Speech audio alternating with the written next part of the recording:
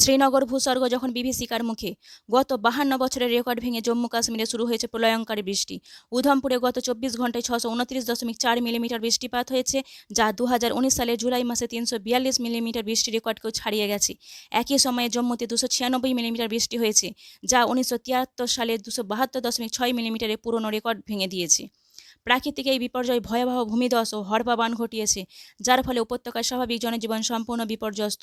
বৈষ্ণোদেবীর যাত্রাপথে পরপর দুদিন ভূমিধস নেমেছে, যার জেরে যাত্রা সাময়িকভাবে বন্ধ করে দেওয়া হয়েছে। এই ভয়াবহ পরিস্থিতিতে 34 জনের মৃত্যুর খবর নিশ্চিত করা হয়েছে, যা আরও বাড়তে পারে বলে আশঙ্কা করা হচ্ছে। প্রবল বর্ষণ ও প্রাকৃতিক দুর্যোগের কারণে উদ্ধার কাজ দারুণভাবে ব্যাহত হচ্ছে। অনেক ব্রিজ হড়পাবানে ভেসে গেছে, মোবাইল টাওয়ার ও বিদ্যুৎ সংযোগ ব্যবস্থা ভেঙে পড়েছে। বিস্তীর্ণ এলাকা বিদ্যুৎ ও ইন্টারনেট পরিষেবা থেকে বিচ্ছিন্ন হয়ে পড়েছে। জম্মু কাশ্মীর লেফটেন্যান্ট গভর্নর মনোজ সিনহা জানিয়েছে, বন্যা কবলিত এলাকা থেকে 500 মানুষকে উদ্ধার করা সম্ভব হয়েছে। রাজ্যের মুখ্যমন্ত্রী ওমর আবদুল্লা জানিয়েছেন, মূল ভূখণ্ডের সঙ্গে কাশ্মীরের যোগাযোগ প্রায় বিচ্ছিন্ন। টেলিকম ব্যবস্থা সম্পূর্ণ ভেঙে পড়েছে এবং ইন্টারনেট পরিষেবা প্রায় নেই বললেই চলে। এক্স হ্যান্ডেলে একটি পোস্টে তিনি তার অসহায়ত্বের কথা প্রকাশ করেছেন, যেখানে তিনি লিখেছেন যে 2014 এবং 2019 সালের মতো যোগাযোগ বিচ্ছিন্নতার এক ভয়াবহ পরিস্থিতি তৈরি হয়েছে। এই কঠিন সময়ে ভারতীয় সেনা, এনডিআরএফ, এসডিআরএফ এবং জম্মু কাশ্মীর পুলিশ যৌথভাবে উদ্ধার কাজ চালিয়ে যাচ্ছে।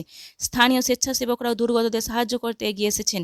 দক্ষিণ কাশ্মীরের ঝিলাম নদীর বিপদসীমা অতিক্রম করে 22 ফুট উচ্চতায় বইছে জল, যার ফলে ওই এলাকার বাসিন্দাদের জন্য বন্যা সতর্কতা জারি করা হয়েছে।